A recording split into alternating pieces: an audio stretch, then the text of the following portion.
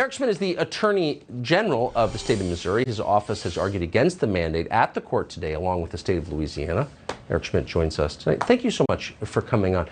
I'm not going to put you in a position to criticize a sitting Supreme Court justice, but I have to ask, do you think that your attempt to invalidate these unconstitutional mandates will be successful?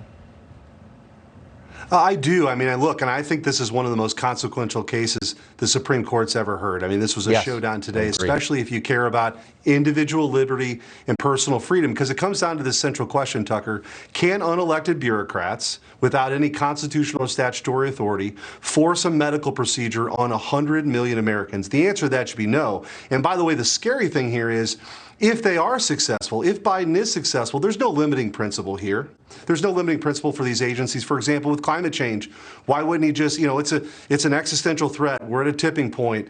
Department of Transportation and EPA weaponize them to go tell you what you can drive, when you can drive, and for how long. And mark my words, Tucker, we're probably a couple months away from the midterm variant where it's not safe to vote in person, and we've got mass, mail-in balloting, and political operatives got to collect grandma's ballot. I mean, the pathway to tyranny is paved with these kinds of emergency executive orders, which is why this case is so important. Especially when the boosters aren't working. I mean, there's evidence that people who get the booster are more likely to get the latest variant. So, I mean, this is truly scary behavior, and I'm wondering if I'm reading it correctly, it's just you and the AG from Louisiana. There are a lot of Republican attorneys general. Why aren't they joining you in this? Well, there are a lot. No, to be clear, a lot of these were separated into different circuits and then consolidated. Okay. So there's a number of Republican AGs. Missouri led the charge. Louisiana helped lead the charge too. And so we just had the opportunity to present on the OSHA and the CMS mandate. But again, you think about this, Tucker, and Justice Kagan mentioned this, that she didn't know a lot about rural America.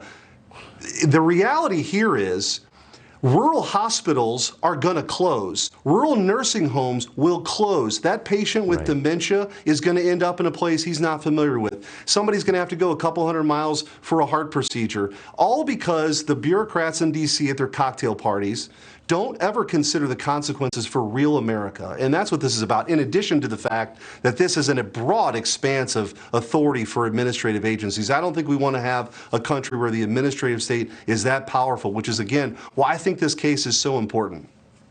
I agree with you completely, and I'm grateful that you're doing it. Eric Schmitt, the Attorney General of the state of Missouri, thank you. Thanks, Tucker.